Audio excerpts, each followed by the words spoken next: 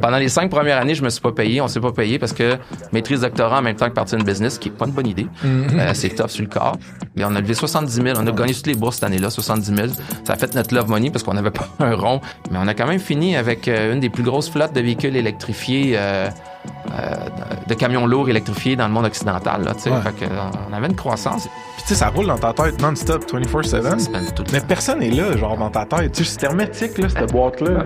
Le surfer, il allait froid, là, puis je dis, je vais être malade demain si je continue. Tu regardes en avant, tu dis, je pense pas que ça va s'améliorer. Puis c'est ça. Il a fallu faire faillite, littéralement. Littéralement. Mais tu sais, quand même quelqu'un qui t'a confié du cash, puis you dropped it down, tu sais. Fait que ça c'est un peu dur, mais j'en ai des cauchemars pendant 2-3 ans, c'est sûr.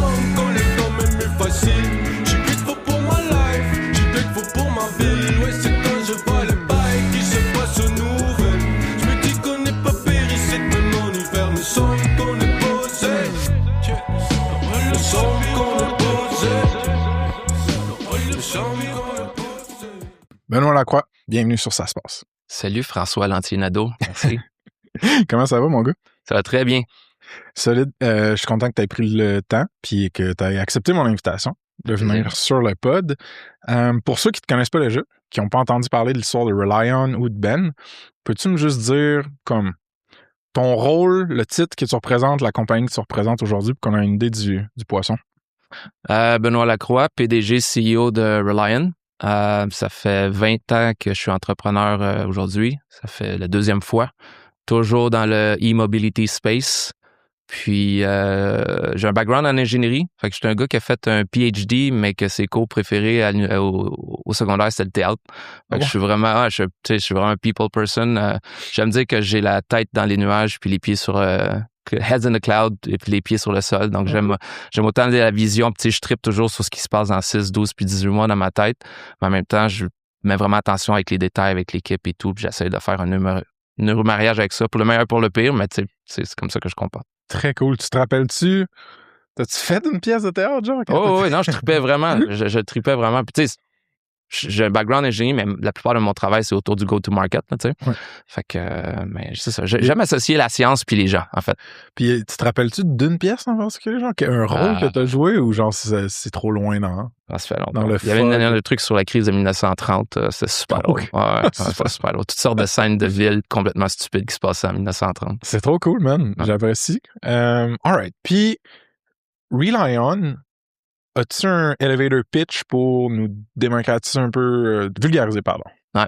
Fait que, tu sais, la formule là, classique, c'est on aide les gestionnaires de réseaux, d'infrastructures de recharge pour les véhicules électriques à bien gérer leur infrastructure à échelle. Fait qu'on est vraiment dans le monitoring, dans la gestion des incidents, puis les réparer ou faire la maintenance des bornes sur le terrain. Fait que c'est comme si tu prenais le centre de monitoring de la NASA, le centre de contrôle de la NASA, HubSpot puis Uber Eats, puis d'une certaine façon, ces trois-là faisaient un petit bébé, pour l'infrastructure de recharge. Pour les EV. Pour les EV chargers. Comment on dit ça là, dans le space? C'est EV? EVs, ouais. L'industrie, genre... c'est... Le e-mobility, les EVs. E-mobility, genre Electric mobility. Okay, c'est bon. Pas immobility, genre... Non, on n'est pas immobile, on bouge. Ouais. Exact. Nice, man. Puis, peux-tu me balancer une coupe de chiffres par rapport à la compagnie pour qu'on se situe dans l'espace-temps, dans sa croissance? Alors, on a démarré en 2023, fin 2023. Fait que ça fait un peu plus de 2 ans. Puis aujourd'hui, on est 11 employés, la moitié au Québec, la moitié en Ontario, dans le coin de Canada, proche d'Ottawa. On a commercialisé, on est au Canada, États-Unis, on a à peu près 8 clients, on monitore des infrastructures sur 250 sites à peu près. On fait des revenus. Cette année, on regarde pour atteindre notre premier million. Let's go! On est autour de ça. Très cool. Puis, tu m'as appris ça offline quand on jasait sur le couch dans le studio, mais...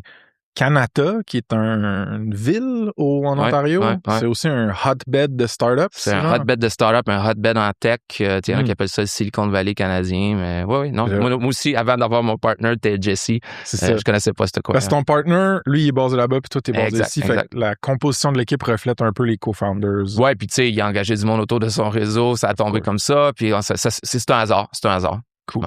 Puis on va en parler plus tard aussi, mais je pense que c'est un projet qui est né dans l'écosystème de Diagramme. Absolument. Right. Donc, avant ce beau puis un peu plus nouveau chapitre-là de Rely On, t'étais chez F&Co. T'as cofondé F&Co, en fait. Puis c'est comme il y a beaucoup de viande autour de cette os-là. C'est-à-dire que c'est un 15 ans, si je ne m'abuse, chez F&Co. C'est presque 16, ouais. Presque 16. Il y a eu des gros ups, des gros downs. Il y a eu des gros apprentissages. Puis je pense que t'as été assez généreux pour me dire, Frank, tu sais, je peux en parler autant que tu veux pour, comme, je sais pas, sensibiliser ou montrer au monde, genre, quel genre d'affaires peut t'arriver en business. Fait que first, F&Co, c'était quoi? Ça mangeait quoi en hiver? Puis on va creuser sur la suite. C'est une histoire de fou. C'est une histoire vraiment qui est partie d'une intention super naïve, puis hot, puis courageuse, j'imagine. Mais c'est ça. Ça a été une vraiment exceptionnelle aventure. Fait que 2005, moi puis 2 camarades dans notre cours de bac en ingénierie, on finit. Puis, ça ne tente pas de travailler pour des business en ingénierie, whatever. Puis, on était dans un club étudiant, on faisait les voitures de course, whatever, à l'ETS. Déjà, on était là-dedans, on travaillait ensemble. On avait un beau noyau. Puis, on tripait. C'est comme une pseudo-business dans le sens, là, tu faut que tu aies cherché du cash, faut que tu aies cherché des commanditaires, tu développes tout, tu sais. Vraiment jackass comme gestion, mais quand même, il y a cette vibe-là quand même très compétitive. Fait qu'on dit, on veut juste que ça continue. Ouais. Puis on veut faire une différence dans le transport. Mm-hmm. Fait que that's it, on se part une business. C'est à peu près aussi naïf. C'est la naïveté entrepreneuriale universitaire qu'il y en a plein qui vivent, là. Je dirais, voyons. Les Hugo Works, les gars, ça ressemblait à ça, là. Oui. Puis, tu sais, en même temps, nous, on était au Santec, puis en même temps, il y avait Jaco le robot, là, tu sais, Kinova. Okay. Il y en avait d'autres aussi, des belles business à l'époque. Fait que bref, c'est ça. Tu sais, on se présente au Santec, on part une business, on veut verdir le transport. OK, qui était quoi, là, la proposition de valeur de F&Co, grosso modo? Ben, au début, c'était ça. On n'avait même pas. C'était juste une mission, OK. Ben, on avait une idée de design, là, mais en tout cas, on n'a pas été là. Fait que, mais tu sais, en avançant un peu, on fait quand même de la recherche en transport en général, puis on se rend compte que, tu sais, en 2005, le prix du pétrole, il montait vraiment vite. Okay. C'était avant la crise 2008 financière. Puis il commençait à avoir quand même, il y avait des Prius, on voulait verdir les véhicules en général. Fait que, on trouve, bref, une opportunité d'aller verdir les gros camions qu'on appelle vocationnels, les camions de travail, camions ordures, les camions remorques, les camions de construction, les camions ciment, les camions de port, tous ces gros camions-là, il y en a plein. Heavy duty. Ils roulent à basse vitesse, sont dans des espaces clos, ils sont tout le temps arrêtés, ils ont plein de machinerie embarquée. Fait que c'est une opportunité qui est géante pour une start-up, puis plus petite en volume pour des grands constructeurs à l'époque. Quoi qu'il y en avait des grands constructeurs déjà qui se lançaient dans l'hybride. OK. Fait que nous autres, 3 petits culs, let's go, on part, puis on va faire des powertrain hybrides, comme on va transformer des camions de 25 tonnes en Prius. C'est quoi un powertrain? Excuse-moi, c'est un groupe motopropulseur. Fait que tu sais, c'est l'emmagasineur d'énergie, peut-être la batterie, whatever, des moteurs, des convertisseurs, des pompes, puis tout ça pour rendre un camion de 25 tonnes hybride. OK. That's it. C'était très hardware, très... C'était très complexe, hardware. C'est une machine électro-hydraulique, pneumatique, mécanique de 400, 500, 600 kilos qui coûte des dizaines de milliers de dollars. Puis il y a beaucoup de hardware, mais c'est très électromécanique. Il y a plein de ça, il y a du contrôle à l'os là-dedans parce que tu contrôles de la puissance, tu contrôles du freinage, tu contrôles des timings, il y a énormément de logique. Puis c'est comme c'est là-dedans qu'on s'est lancé. Puis pour tu sais, le hardware, dès 2010, fait que je vais me dire qu'avant Tesla, nous autres, on faisait des over-the-air updates sur nos systèmes qui étaient déployés. Puis on faisait du monitoring live de tout ce qui se passait. En fait, c'était un prélude à Reliant aussi, qu'on y arrivera tantôt, mais on était objet connecté dès 2010 sur tous nos powertrains qui étaient en circulation. OTA, over-the-air, c'était comme... Over-the-air assist, si tu veux. OK.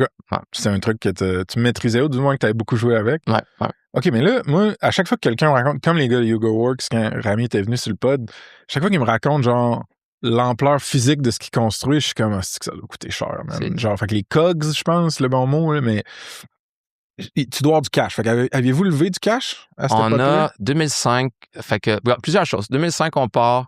Fait que 2000 plus 2006, quelque chose, on a vraiment un plan d'affaires qui fait du sens. Puis on a appliqué à toutes les bourses d'entrepreneuriat qu'il y avait. On a levé 70 000, c'était notre love money.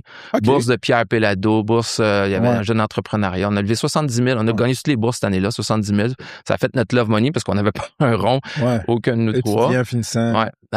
Puis aussi, on finissait notre bac, puis on avait des bonnes notes à l'école. Fait que moi, j'ai fait, de 2005 à 2011, on était bootstrap. OK. Avec des systèmes qui coûtent des dizaines, des centaines de milliers à développer pour des camions qui coûtent $250,000. Fait qu'on était bootstrap, mais on a fait ce love money-là, le fait qu'on se payait pas parce que moi, j'ai fait maîtrise doctorat en même temps que partir Reliant, F&Co. Je vais faire ce point-là plusieurs fois. Pendant les 5 premières années, je me suis pas payé, on s'est pas payé parce que maîtrise doctorat en même temps que partir une business, ce qui est pas une bonne idée. C'est tough sur le corps. Mais on a évité les salaires des fondateurs avec ça. Fait que là, avec le Love Money, on est allé chercher des subventions puis du leverage sans arrêt comme ça. Fait que, tu sais, fast forward, en 2011, on avait sûrement déjà levé plus d'1 million en subventions, plein d'autres affaires. Puis c'est comme ça qu'on avait financé nos prototypes, notre atelier. Rien dilutif. C'est quand même impressionnant. Vous avez stretché... Stretché, c'est un bon... Je regarde en arrière ce qu'on a fait. Honnêtement, on était bon. Puis, tu sais, tout legit, tout éthique, là. Mais je veux dire, on a vraiment... Tu sais, je disais qu'on se payait pas. On avait des bourses d'études, fait que c'est comme ça qu'on vivait. Mais on avait le droit de se payer aussi. On se payait. Puis l'argent net de nos salaires, on le réinvestissait dans le business, ça faisait de l'équité. OK, ouais. Tu sais, je veux dire, je forfaitais mon salaire, en fait. Fait que c'était pas net d'un point de vue cash, mais ça mettait l'équité. Fait que là, tes ratios sont corrects. Tu peux aller chercher des subventions et tout et tout. Ah, OK, c'est ça. Parce que dans ma tête, je me disais, pourquoi tu ferais ça? Pourquoi tu fais pas juste... C'était pour avoir des ratios financiers. Tu sais, on a été les premiers, les plus jeunes équipes, les plus jeunes entreprises à lever, là, tu sais, toujours soit la première subvention ou la première fois que c'est qui donnait autant et tout, là, pendant 5 ans. Mais il y avait, parce que là, 2007, mettons, à peu près, bon, il y avait un vent, mettons, d'environnementalistes, qui est encore là sous différentes formes. Le clean tech commençait, en tout cas, dans les investissements et tout. Fait que, mais n'en reste pas moins que, là, je vais faire un jugement, OK? Genre, je vais faire un stéréotype. Dans ma tête, je me dis, t'étais pas mal plus hippie en 2007 si t'avais une Prius qu'aujourd'hui, c'est une Tesla, mettons. Puis les boys ou pas boys, là, girls, whatever, qui chauffent des gros camions de déchets ou qui gèrent les maritimes ports, je sais pas quoi, eux autres, genre, verdir le déplacement, ils devaient s'en coller un peu, genre. C'est ça mon jugement. Fait que déconstruis-le, genre. Tu sais, j'ai dit naïf tantôt, là, naïf par rapport à partir d'une business, mais aussi naïf dans le sens, c'est une décision du cœur, là. Tu sais, c'était une drive. Puis ça, il faut toujours que ça soit là. Mais aujourd'hui, je suis un peu plus vieux, un peu plus d'expérience. Pour que ça soit de la drive, il faut que ça ait du sens pour qu'il y ait une vraie chance que ça marche. C'est ça. Mais il y avait une chance que ça marche. Je l'ai dit tout à l'heure. Puis tu viens de le dire, il y avait quand même une...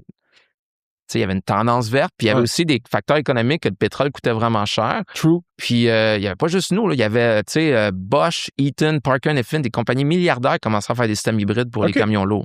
C'est bon. Il y avait de l'attraction sur ça. Il y avait un 4e start-up, c'était 3 gars à Montréal. 4e compagnie, c'est un start-up. Puis, mais une chose, je pense qu'on a toujours bien fait, c'est on n'a pas été dogmatique dans le design de notre powertrain. On n'a pas essayé de faire des camions 100% électriques à l'époque. Premièrement, la technologie n'était pas rendue là, mais un des critères de design qu'on a toujours eu, c'était d'avoir un payback de 4-5 ans, qui est très bon sur un asset qui dure 12 ans, puis de toujours avoir par dollar de capital qui serait investi pour une technologie par une autre, c'est nous autres qui auraient le plus gros levier en termes de tonnes de GES sauvées ou de litres sauvés. C'est quoi GES? Excuse-moi, gaz à effet de serre. Okay, fait que, tu sais, donc, parce qu'il y avait quand même des initiatives à l'époque, puis il y en a plus aujourd'hui, mais il commençait déjà à avoir des initiatives pour verdir des flottes. Fait que tu vas avoir une grosse flotte corporative, puis il y avait toutes sortes d'options pour verdir leur flotte. Mais Reliant, je le dis encore, et F&Co, on arrivait avec vraiment, tu sais, de quoi de très performant dans le contexte. OK. All right, folks. Petit shout-out à Leviat Légal, partenaire certifié, ça se passe. Incorporer ta boîte, négocier un term sheet ou juste avoir des contrats qui ont de l'allure sont là pour ça. Leviat, c'est des avocats qui comprennent actually la business tech. Donc, tu n'as pas besoin de payer pour leur expliquer comment ça marche un SaaS. Ils ont représenté un solide chunk des fondateurs au Québec dans leurs transactions. Plusieurs de ces founders-là qui sont d'ailleurs venus sur le pod. Puis les reviews sont 5-star, baby. Check them out sur saspace.com/partenaire avec un S. Tu peux aussi écouter l'épisode 142 avec Guillaume Falardeau, le fondateur. OK? De retour au pod. J'essaie de voir aussi où je vais aller à partir de là parce qu'il y a comme 2 différentes pistes.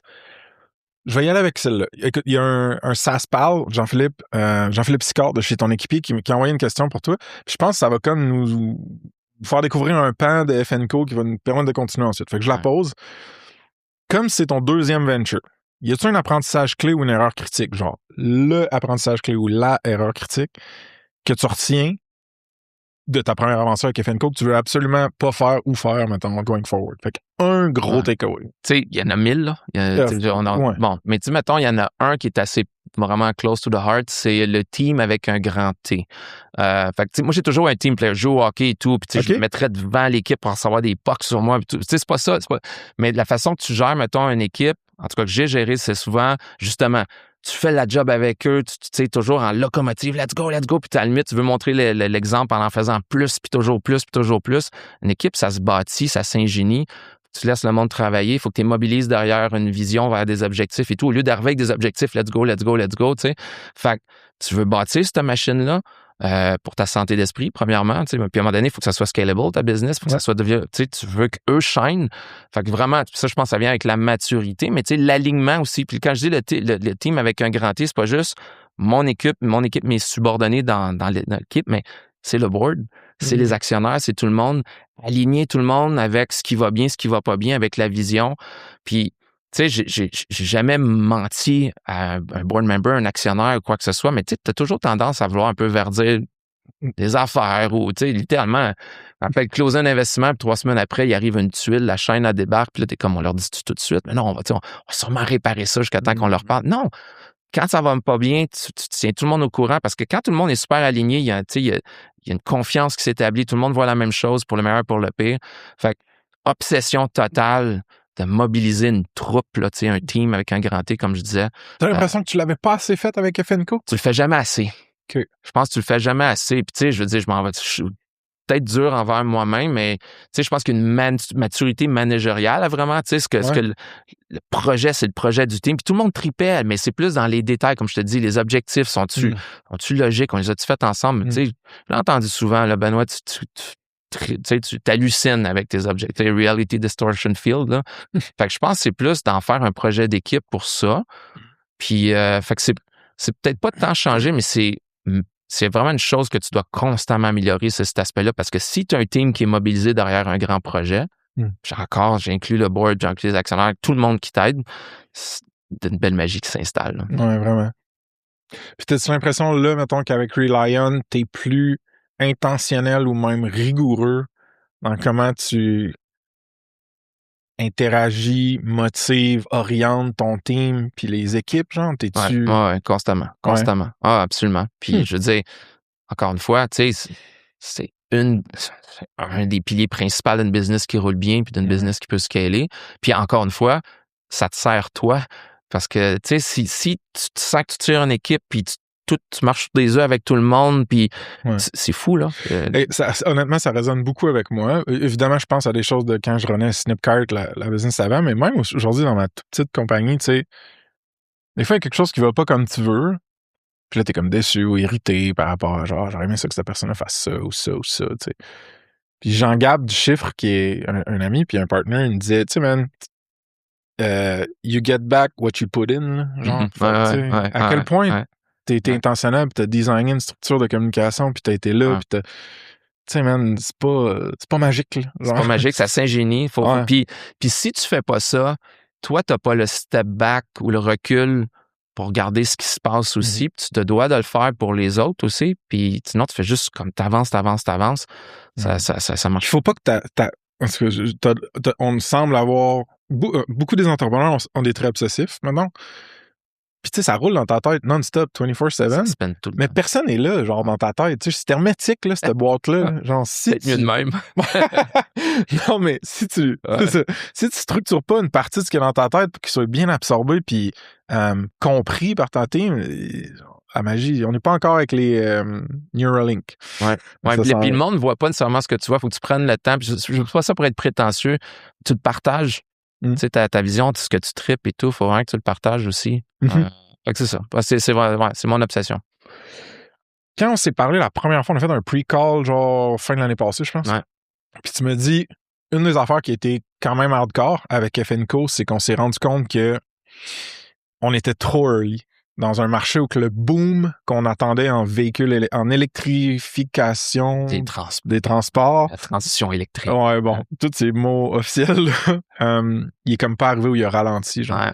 Curieux de voir comment ça s'est passé un peu pour toi, puis comment tu l'as vécu aussi, genre, cette bout-là. À travers FNCO? À travers FNCO, ouais. Ouais, ben tu sais, on se pensait bien fin, justement, en 2007-2008, le monde nous appelait, baril du pétrole était à 150 $, tu sais, le payback était...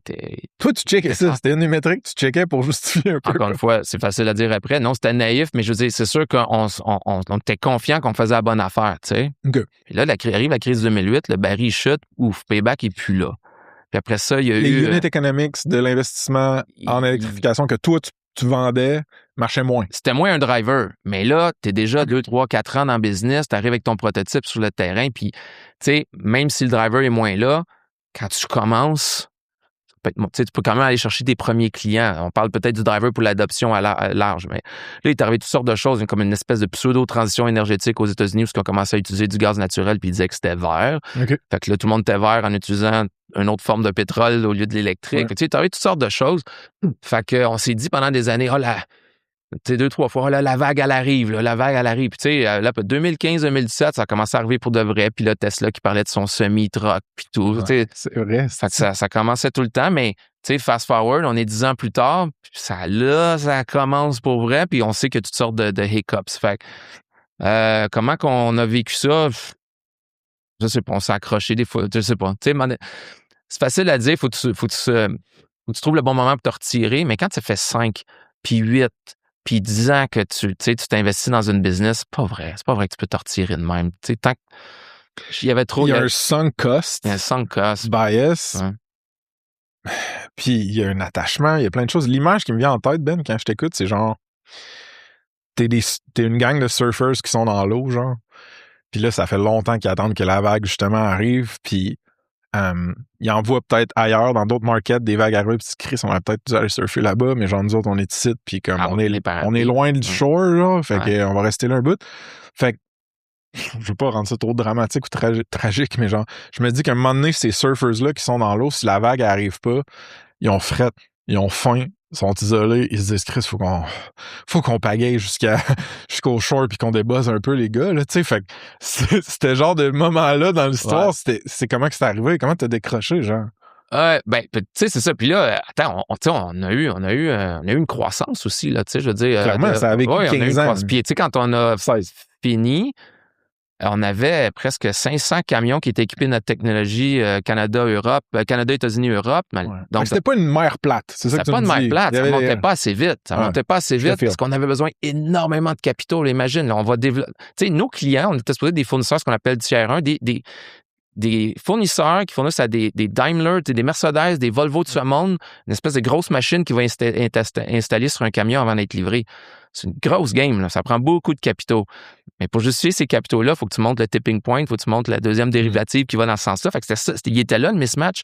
Mais on a quand même fini avec une des plus grosses flottes de véhicules électrifiés, de camions lourds électrifiés dans le monde occidental. Là, fait que, on avait une croissance, c'est juste que c'était pas encore assez pour mettre les capitaux qu'il fallait... Puis éventuellement, le capital de risque s'intéressait-tu à ça? Oui. Okay. Mais là, capital de risque, on parle d'un modèle qui est difficilement scalable, qui n'est pas agile, du gros hardware et tout. Fait que c'était un subset, là. C'était juste certains VC qui s'intéressaient à ça. Puis, c'est quand que... Est-ce qu'il y a quoi que ce soit par rapport à la période de croissance, de commercialisation que tu veux raconter, que c'est important pour toi, ou on bouge vers le moment où tu as eu les signaux un peu de genre, OK, ouais, c'est le temps de tirer la plug? Ben, je peux en parler dans la commercialisation, ça reste que c'était du push en maudit, là. Il fallait aller chercher à l'arrache-clou nos clients et tout, là. Fait que. Dans les trade shows, directement, les compagnies. Direct, on faisait nos discovery meetings en avion, là. Aujourd'hui, on fait des discovery calls 15-30 minutes. Non, tu sais. Là, on prenait l'avion, on allait voir une couple de monde. Hey, on est dans le coin, peux-tu aller te voir? Puis, tu sais, des fois, tu revenais après 3-4 jours, tu avais 0 lead. Complètement ridicule. C'était fou. Fait qu'on, c'était du groundwork, puis un peu de distribution quand même aussi, qu'on fait du levier.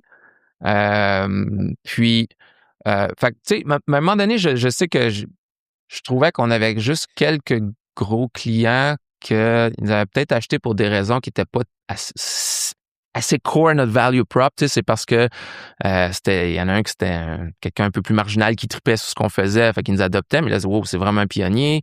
Il y en a un autre, c'était très supporté par des subventions quand même, l'acheter de notre système. Fait que là, j'étais comme, la traction n'est pas encore 100% là, tu sais.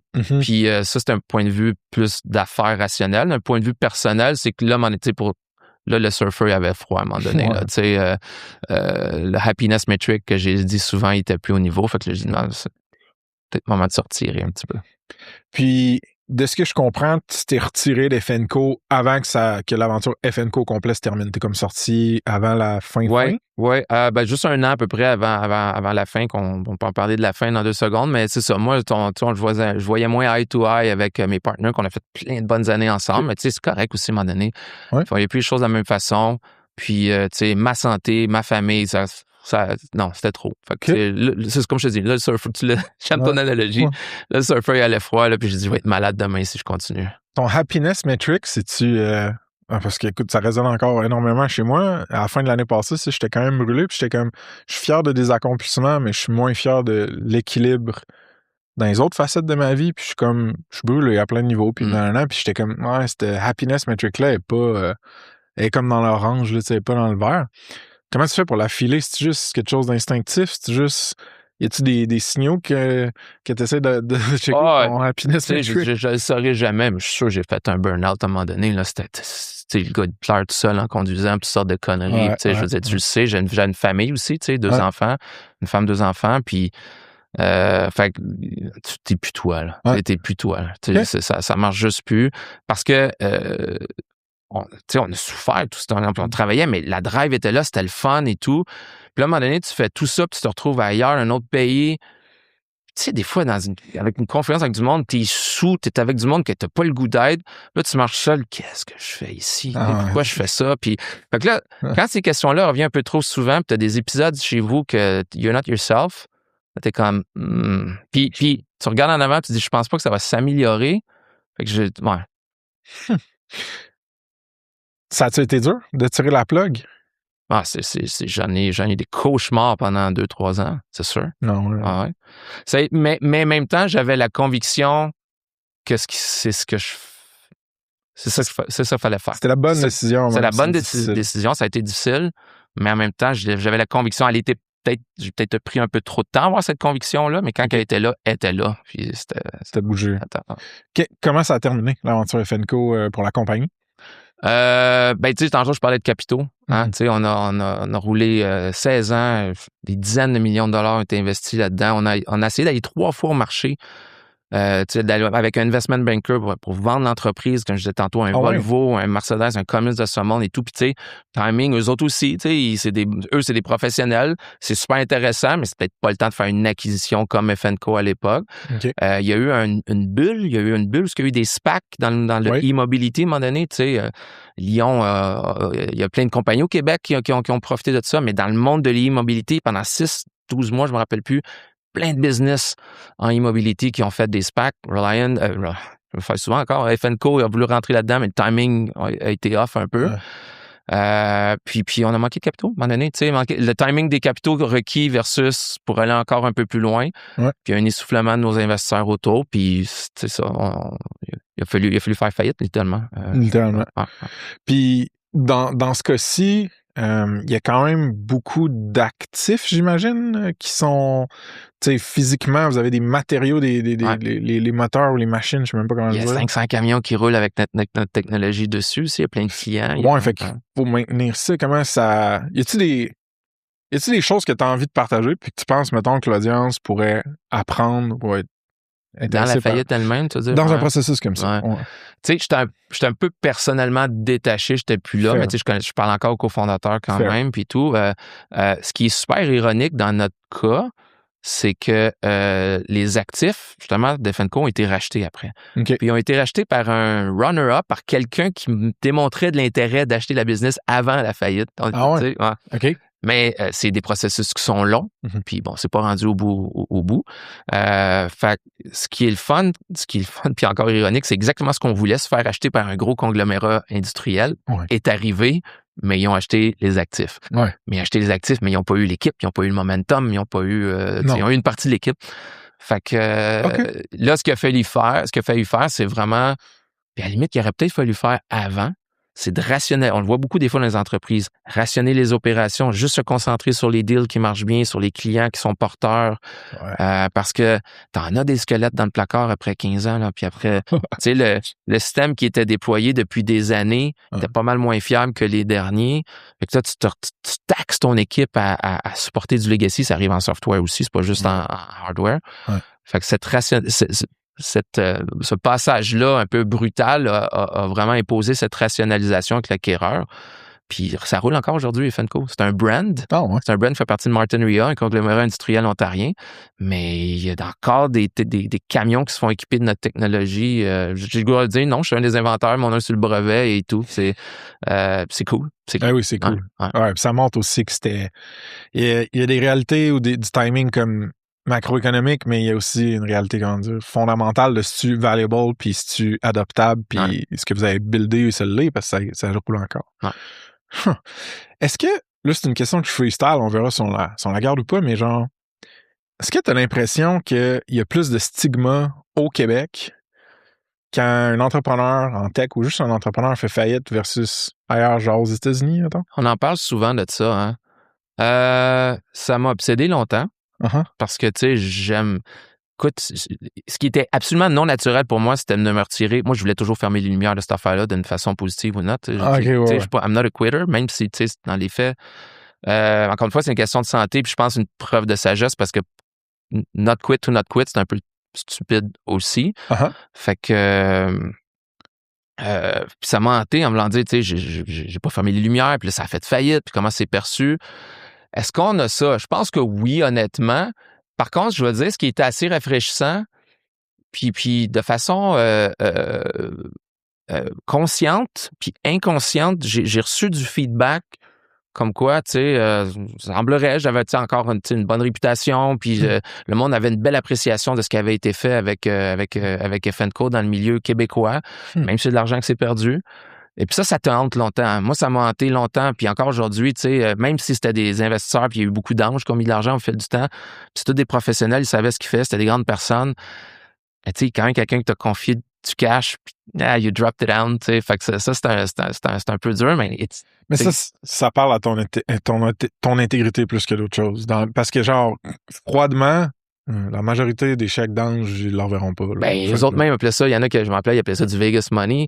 Mais tu sais, mais c'est ça. Fait que, mais en même temps, on regarde les nouvelles dernièrement, toutes sortes de faillites puis de projets qui crashent au Québec. Puis je trouve que le monde est rude là-dessus. Puis tu as le goût de dire, si seulement vous saviez. Puis si seulement vous saviez aussi que la valeur qui a été créée, parce que la somme des FNCO et des autres business qui ont fait faillite au Québec, on a développé vraiment une expertise en développement de véhicules électriques puis en tout ce qui entoure. Puis là, on est en train de le massacrer aujourd'hui. Puis honnêtement, ça me fait chier parce que là, ça devient, tu sais, d'un point de vue public, ça devient trop sensible par l'appeler Lion électrique. Puis tu sais, il y a certaines compagnies qui ont fait faillite, même le gouvernement a de la misère à vouloir supporter ça, mais man, on a vraiment un écosystème solide. Puis on a, tu sais, même, il y a un moment donné, je pense qu'il y avait 20 de mes anciens employés qui étaient ailleurs dans l'écosystème québécois des véhicules électriques. Okay. C'est devenu des experts, ces gens-là. Puis au Québec, ils étaient bien reconnus pour toutes sortes de start-up et d'initiatives dans le domaine. Très cool. Fait que ça a bien beau faire faillite. Il y a eu combien de faillites à Silicon Valley, tu sais, en software? Exact. Mais à un moment donné. C'est construit là-dessus aussi. L'innovation et les winners sont construits autant sur les choses qui ont failli ou pas. OK. On va se concentrer sur l'état actuel, justement, des véhicules électriques puis de l'infrastructure autour de ça en ce moment, mettons. Côté fiabilité des bornes de recharge, ça, c'est un des problèmes que vous adressez avec Relion. La stat que j'avais sortie, je ne sais pas si elle est bonne ou pas, c'est genre 20 à 30% des bornes publiques peuvent être non fonctionnelles à n'importe quel moment. C'est ça que tu vois ou que tu feels sur le terrain? Y a-t-il genre des lacunes qui ressemblent à ça? C'est autour de ça, tu sais, 1 sur 5 qu'on dit, là, puis il y a eu des recherches là-dessus, littéralement, là, parce que, tu sais, il n'y a pas un œil de Dieu que les yeux sur tout. Il y a des réseaux qui sont privés et tout. Donc, il y a des recherches qui ont été faites avec l'expérience client et tout. Puis, ça peut être indisponible vraiment parce que la borne est brisée, parce qu'il y a un camion, un gros pick-up diesel qui est stationné devant pour toutes sortes de raisons. Mais ça, c'est plus anecdotique. Puis je dis parce que ça arrive pas vrai. Mais oui, on dit 1 fois sur 5, quelqu'un va se présenter une borne voulant recharger sa voiture, puis il va repartir. La borne n'aura pas fonctionné. C'est quand même une grosse stat. C'est débile. Tu penses à ça, si avec une voiture essence, tu pensais qu'une fois sur 5, tu ferais pas de chance sur le sel. Ouais. C'est nuts. Fait que, concrètement, y a-tu des choses qui causent ces pannes-là que... En fait, éduque-moi un peu sur le problème. Ouais. Genre, comment toi, tu l'approches? Pourquoi tu t'es dit, non, moi, je vais builder quelque chose qui aide à ça? Tu sais, il faut que je comprenne mieux Relion. Tu sais, tantôt, je parlais, on avait le over-the-air, tu sais, support chez F&Co et tout, là, qu'on supportait nos powertrains à distance parce que, ben, tu peux pas, à chaque fois que ça brise, demander à quelqu'un qui regarde quelque chose ou prendre ton pick-up ou envoyer quelqu'un sur un autre continent pour aller le voir, constater les dommages, revenir avec les pièces plus tard, ça s'appelle un truck roll, ça coûte super cher, puis pendant tout ce temps-là, tu as un actif qui marche plus. Tu sais. OK. Fait que nous, on a été capable de, je reviens à Fedco 2 secondes, là, tu sais, de leverager une équipe d'experts à Montréal avec tout un système tu sais, de monitoring. Je reviens avec mon NASA Tower Control tantôt, voir ce qui se passe, puis d'avoir tous les processus à distance pour remédier à distance quand c'est possible ou faire le diagnostic puis aller réparer après. Dispatch. Ouais, dispatch. C'est pour ça que moi, Reliant, c'était une suite logique parce que on reprend, là, on arrive, on revient aux bornes électriques. Une borne électrique, ça aussi, il y a de la vaisselle, comme j'aime bien dire là-dedans. Là, il y a du power électrique, il y a de l'électronics, il y a de la connectivité, il y a toutes les HMI, l'interface utilisateur. Ça remonte dans le cloud, ça redescend dans l'application, toutes sortes de raisons pour l'utilisation, même pour autoriser un départ, pour autoriser un paiement. Il s'en passe des affaires. Après ça, il y a du refroidissement parce qu'il y a du gros power électrique. Il y en a que ça sort 5, 6, 700, 1 mégawatt de puissance. C'est des exceptions, mais on se rend là maintenant aujourd'hui. Donc, il faut refroidir cet équipement-là. Il y a du stock. Puis après ça, il y a le câble, il y a de la mécanique, il y a plein d'affaires. Il y a plein de raisons que ça peut briser. C'est distribué. It's out there. C'est dans les stationnements, c'est sur les bords des autoroutes. Tu sais, c'est pas dans un garage, c'est pas dans un... Ça, je parle de la recharge publique. Puis c'est du monde qui dépend de ça. On en vient d'en parler pour se déplacer, right? Je veux dire, tu l'as mis sur ton app, tu te rends là avec 3% de batterie dans un road trip, tu veux recharger, tu arrives, la borne, elle fonctionne pas, ça marche pas. Même où, tu t'es stationné sur le bord de la rue ici à Montréal, tu te réveilles le matin pour aller au bureau, puis ça n'a pas chargé durant la nuit.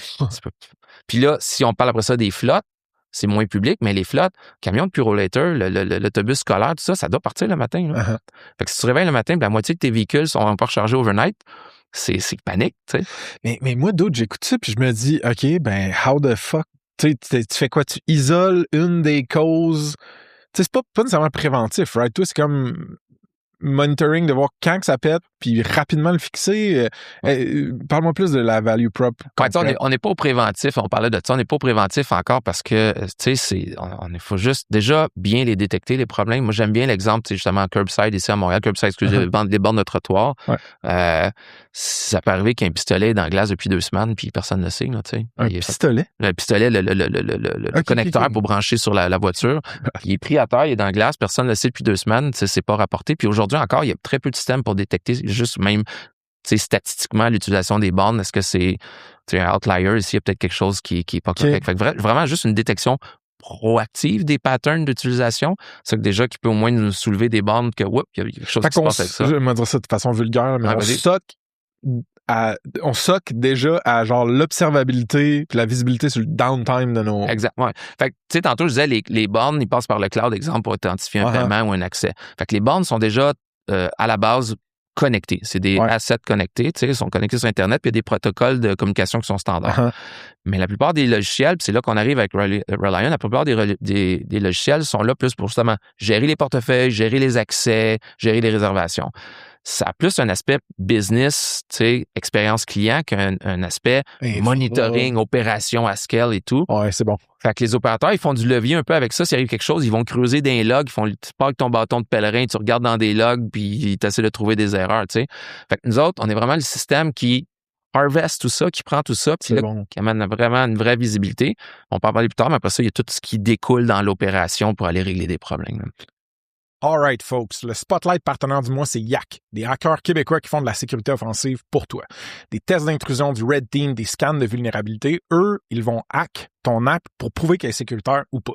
Mettons que tu as besoin d'une certification SOC 2, ISO 27001 ou TGV pour la santé, ou que tu veux genre closer les gros clients qui demandent des preuves de ta sécurité, ou juste rassurer ton board puis tes investisseurs, mais Yak peuvent t'aider avec tout ce volet cybersécurité-là. Check them out sur saspace.com/partenaire avec un S/Yak, Y-A-C-K. Il y a mon entrevue sur le pod avec Cindy puis Nicolas. Il y a des capsules de vidéos éducatives, puis tous les détails pour les joindre. Ou sinon, tu peux aller direct sur yak.one, Y-A-C-K.one. OK? De retour au pod.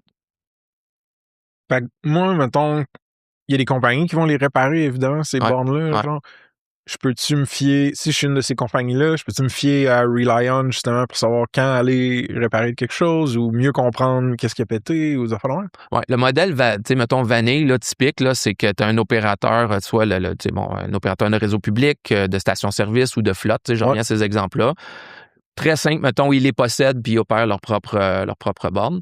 Mettons Flow, là. Flow ou circuit électrique ou des stations-service, encore une fois. Okay. Puis, des fois, ils vont avoir des techniciens à l'interne, mais très souvent, ils vont faire appel à des firmes extérieures pour le faire, tu sais. Fait nous, on est le système qui va aller monitorer ces actifs-là puis qui va aller connecter à toutes les ressources externes de fournisseurs de services, fournisseurs de pièces. Ça, tantôt, je disais mon Uber Eats, là, tu sais, va aller orchestrer tout ça là, pour dépêcher le monde sur le terrain. OK. Puis, j'avais vandalisme dans mes notes. Genre, y a-t-il du monde qui coupe des câbles pour le cuivre? Ben oui. Il y a toutes sortes de trucs. C'est pour ça que je te dis, tu sais, il y a le côté inhérent de l'appareil, c'est que c'est super complexe. Mais après ça, je disais tantôt, it's out there. Tu sais, des chenillettes de déneigement qui passent au travers, du vandalisme, des câbles coupés, l'usure, les inondations. Ça finit plus, là. Ça finit plus ce qui peut arriver là-dessus. Hey, c'est tellement une job là, d'avoir un réseau de même, ça m'impressionne honnêtement. OK, fait que mettons, c'est qui souffre le plus de ça? Genre, monétairement ou psychologiquement parlant? C'est-tu moi qui peut pas charger ma Tesla une fois sur 5, mettre dépendamment de chez vous, ou c'est genre, justement, l'opérateur de borne qui est comme, man, on perd du cash parce que nos trucs marchent pas. C'est où que ça fait le plus mal? Fait que, tu sais, si on met côté utilisateur, on commence par les côtés utilisateurs, c'est monsieur, madame, tout le monde qui veut conduire. Puis, tu sais, on parlait souvent de range anxiety pour les véhicules. Tu sais, on disait que les véhicules, ils ont juste 200-300 km d'autonomie sur la batterie. C'est pour ça que les véhicules électriques sont moins populaires. Premièrement, l'autonomie d'une voiture, c'est la taille de la vessie de son conducteur. Ça, c'est un. Puis la plupart du monde conduisent 50-60 km dans leur journée. Puis de toute façon, les voitures arrivent à 4, 5, 600 km. Le vrai anxiété, puis une des principales barrières à l'adoption, c'est justement la fiabilité de l'infrastructure de recharge. Oui, il y a les prix des voitures, là, on en parle beaucoup, mais la fiabilité, fait juste, justement, adresser ça, donner confiance à l'infrastructure va vraiment aider à l'adoption des véhicules électriques publics. Puis j'en parlais tantôt commercial. Pense à un gestionnaire d'opération là, de FedEx, Puro, du transport. Il faut que les véhicules soient disponibles le matin. Fait que côté utilisateur, ça, c'est une grosse barrière. Puis c'est pour ça que la fiabilité doit, bien entendu, autant business que consumer, en fait. Là, autant. Ouais. Puis là, si vous êtes derrière le rideau, ceux qui les opèrent, ces bornes-là, bien entendu, c'est une baisse d'achalandage, une baisse de reconnaissance de ton réseau. Si à chaque fois que tu vas au réseau A, ça marche pas, mais B, ça marche mieux, tu vas juste aller à B. C'est donc perte de revenus. Puis OPEX, les coûts d'opération, tu sais, tout le jonglage qui se fait manuel, puis tantôt, je parlais de truck roll, tu sais, aller 2, 3, puis 4 fois sur le terrain pour réparer le même équipement à 1000, 1500, 2000 fois, $2000 la visite. Ça commence à coûter cher. Ça peut être jusqu'à ça, là, un tech qui vient. Oui, parce que t'appelles, tu sais, let's go, SLA 24 heures, va là le lendemain, puis à 150, 200 pièces $, ça coûte cher. Oui, OK, c'est bon. Fait que ça fait mal aux deux, mais toi, tu pitches d'abord aux opérateurs, évidemment, d'abord. Ouais. C'est eux tes main clients, on s'entend? Ben, il y a les opérateurs, il y a les flottes, je répète, puis de plus en plus, même, il y a des prestataires de services. Explique-moi, ça veut dire quoi, flotte versus opérateur? J'ai de la misère à comprendre. Excuse-moi. Opérateur, Hydro-Québec, circuit électrique, c'est un opérateur de réseau. Okay. Fait que c'est des gens qui sont dans le business de vendre des kilowattheures pour des voitures et tout. Flotte, ben encore une fois, transport, livraison, scolaire, transport en commun. OK, c'est bon. Eux, de plus en plus, convertissent leur flotte diesel ou leur flotte à essence en c'est des flottes de véhicules. Des flottes de véhicules. Powered par l'électricité. Ouais. OK, c'est bon. OK, c'est bon. Puis, je t'ai comme coupé, t'allais dire, tu te rappelles-tu? C'est pas important. C'est pas important. Pas important. Avant Relion, est-ce qu'il y avait des manières de mitiger le downtime ou les revenus ou satisfaction perdue à cause de des bris de borne? Tu sais, le monde avant ton produit, souvent, j'aime ça décrire ça un peu. Oui, ben, tu sais, puis moi, je dis toujours, ben humblement, mais candidement, elle a l'infrastructure de recharge, là, tu sais, elle roule, puis c'est sûr que les problèmes sont réparés, on le disait tantôt, mais il y en a quand même 1 sur 5 qui fonctionne pas, puis ça coûte cher, puis c'est long, des fois, ça prend des semaines puis des mois avant que ce soit réglé. C'est ça, fait que c'est juste d'accélérer, d'améliorer, de streamliner, genre. Puis comment le monde font ça aujourd'hui? Tu as à peu près 2 options. C'est soit que tu prends le plan de garantie prolongée du manufacturier, tu sais, avec qui vient avec un monitoring tout. Ça coûte vraiment cher. C'est pas agnostique par défaut. Puis la plupart des réseaux finissent par avoir plusieurs fournisseurs. Tu as plein de plans à gérer. Ça, c'est un. Puis 2, si tu le fais toi-même, Ben moi, j'aime bien prendre l'analogie que c'est comme faire des ventes avant que des CRM existent. Mhm. Tu finis par sauter d'un système à l'autre, ton information est partout, tu n'as pas de continuité dans tes business process. Fait que c'est comme ça en fait, c'est l'inverse qu'on fait. On vient de mettre tout sous un toit pour avoir vraiment quelque chose qui est dédié à faire ça d'un bout à l'autre. C'est vraiment une bonne analogie, ça, vente avant CRM. Parce que tu le sens tout de suite, les genres de Tu avais ton carnet, tu avais ta feuille Excel, des courriels, ton information est partout. Genre, hey, Steve, c'était qui déjà chez telle place? Exactement ça. C'est exactement ça. All right. Puis comment tu sais, creusons sur le business case pour toi, mettons. Comment tu fais du cash? Genre, le modèle d'affaires, ça ressemble à quoi? SaaS, ça, c'est le core. Parce que le core de notre value prop, c'est vraiment la plateforme. C'est vraiment une plateforme enterprise qui permet d'opérer des réseaux de recharge. Fait qu'on rentre souvent en mode SaaS. Puis on se rend compte aussi qu'il y a un intérêt pour du service géré. Fait qu'on le fait pour les opérateurs. Des fois, il y a des plus petits opérateurs qui n'ont pas la masse critique. C'est pas leur core business. Je reviens à des flottes commerciales. Eux, c'est de livrer des paquets, pas d'opérer puis de gérer d'une bonne. Fait qu'ils aiment bien mieux avoir. On vit dans un monde où le monde outsource beaucoup de choses.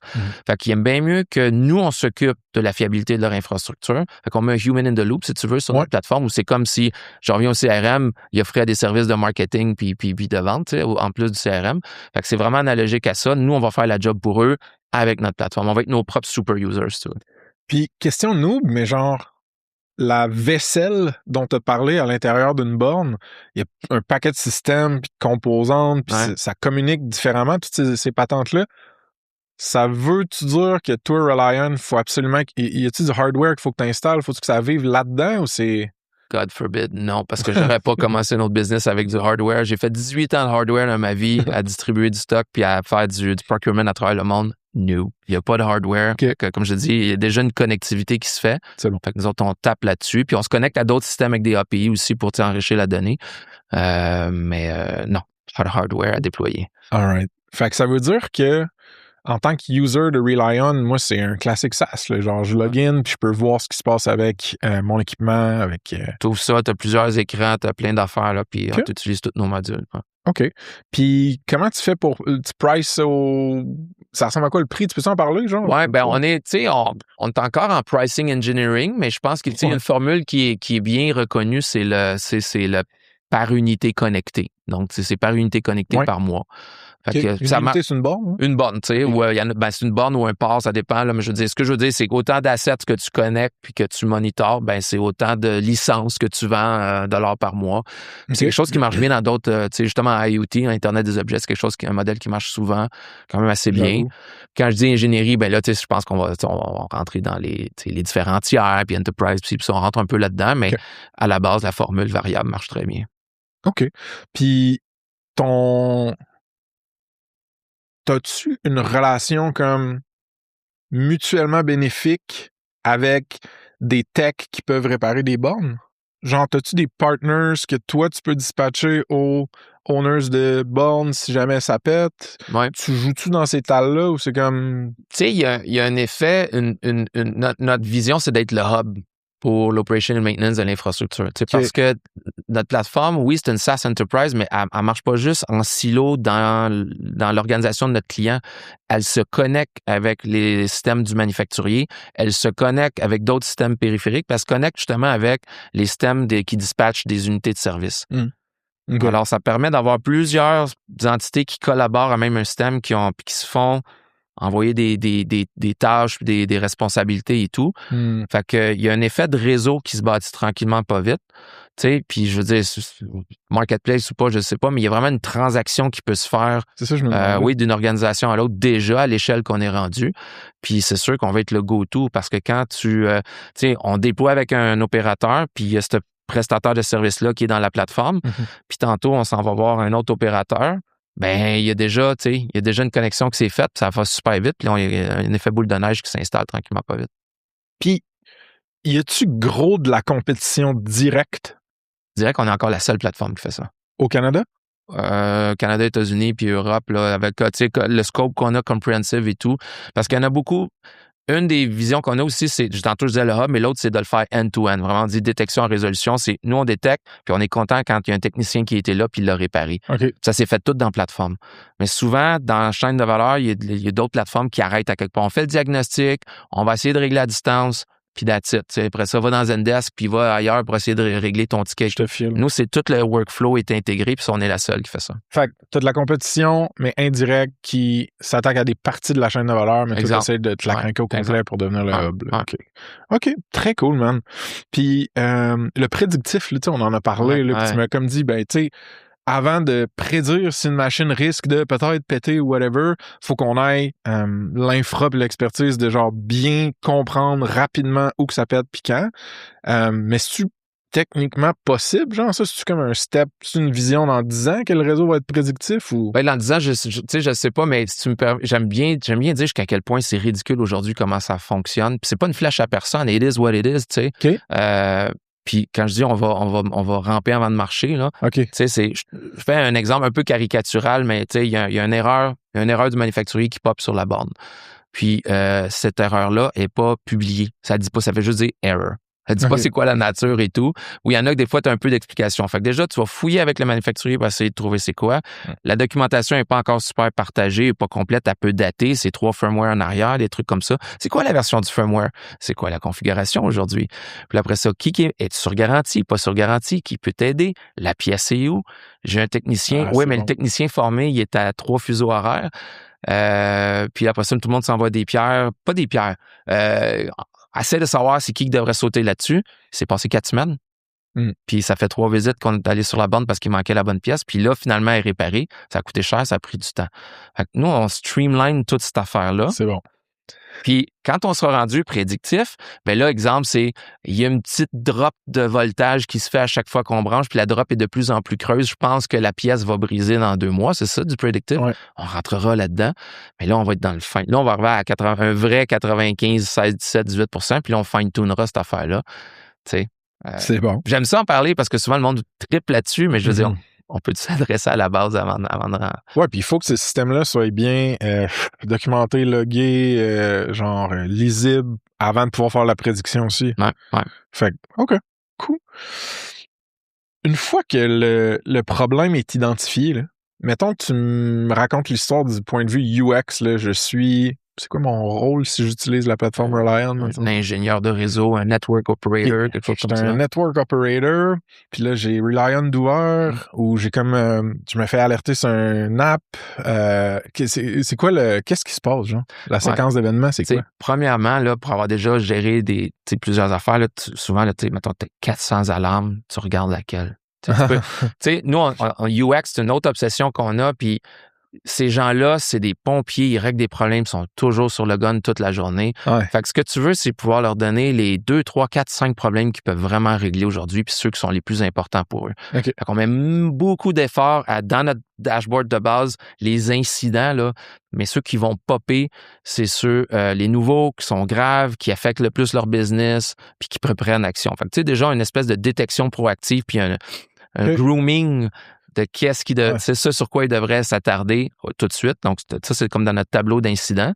Puis après ça, il y a toutes sortes d'outils pour aller voir le contexte de l'incident et tout. Il peut se le régler à distance. Comme je disais tout à l'heure, essayer de ramener la bonne information.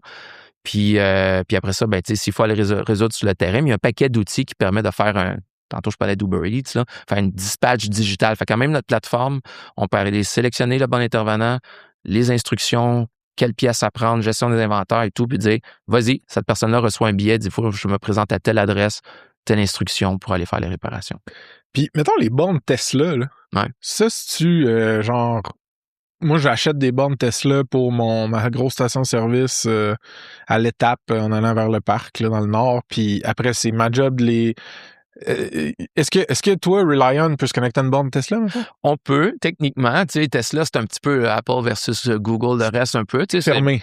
C'est plus fermé. Il commence à sourire. Ça, c'est génial. Ils ont fait une bonne job aussi. Mais oui, ça change rien. Ça change rien. C'est juste que, on va le dire, ils ont un peu plus de longueur d'avance, je pense, dans leur système. C'est super intégré et tout. Mais là, à la limite, le fait qu'ils vont sourire, ils vont commencer à hériter des mêmes problèmes que tout le reste de l'industrie a. Okay. C'est juste pas une porte à laquelle on a cogné pour l'instant. C'est pas, dans le contexte, en ce moment, c'est pas un client idéal qu'on pourrait aller chercher là. Ouais, je comprends. Pour les raisons que je viens de mentionner. Ouais. OK. Parce que tout cet écosystème-là de, mettons, technicien ou réparateur de bornes, c'est tout des PME, des compagnies privées? C'est-tu genre full fragmenté, genre? Il y a du mom and pops là, avec 2-3 personnes jusqu'à des compagnies gigantesques qui font déjà du service dans le domaine des systèmes de ventilation, systèmes solaires. Ils ont comme adapté pour... Mais c'est un nouveau champ de business pour eux. Là, c'est une nouvelle ligne de business. Puis il y a toutes sortes d'entreprises, vraiment. On va parler un peu plus de cash, de financement. Puis d'encadrement, I guess. Mais genre, en juillet 2024, vous avez levé 3 millions CAD ou US, je me rappelle plus, CAD. CAD. Avec Diagram Ventures en lead. Ouais. J'ai le goût de savoir si vous avez levé d'autres cash depuis, puis j'ai le goût de savoir la genèse de ta relation avec Diagram. Comment ça a commencé? Ouais. Juste pour le cash, puis là, on n'est pas les seuls. Là. On a levé une seed extension juste un peu avant Noël. Ouais. Je pense tu l'as vu, là, c'est une commercialisation qui est longue. C'est un gros système opérationnel. Les cycles de vente sont longs. On n'a pas le vent 100% dans le dos. Long, genre combien, Ben, juste pour le fun? C'est plusieurs mois, là, 6, 9, 12 pour du logiciel. C'est encore rough sur le cash flow. J'ai rien que mon CRM, là, tu rentres pas ça d'un coup de tête. Faut que tu embarques une équipe avant d'embarquer ça. Que les gens aient confiance. Ça passe souvent par des trials, des essais, tu sais. Mais là, la flywheel commence à tourner. Puis, pour revenir à Diagram, j'avais été sur un panel avec Amélie, qui est une des leads du Clean Tech Fund. J'avais été sur un panel avec elle, puis on a bondé, puis un peu plus tard, elle m'appelle. Puis tu sais, c'est le modèle de Diagram. Hein? C'est un venture studio, ils regardent pour des opportunités. Ils font vraiment, tu sais, y a-tu un gros problème que le monde people care dans une nouvelle industrie qui a du potentiel?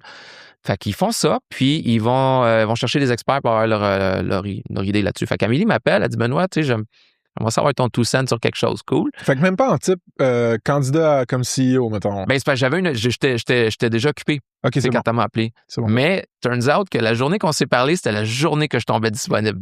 OK. Puis j'ai dit ça, tu sais, Amélie, je vais te le dire, tu sais, comme, je suis libre aujourd'hui. Elle dit, t'es candidat CEO? Je dis, baby. OK. Fait que, on parle du projet, puis là, wow, tu sais, c'est analogique à tout ce que j'ai fait dans les 18 dernières années de ma carrière. Je le vois, tu sais. Mais j'étais fatigué.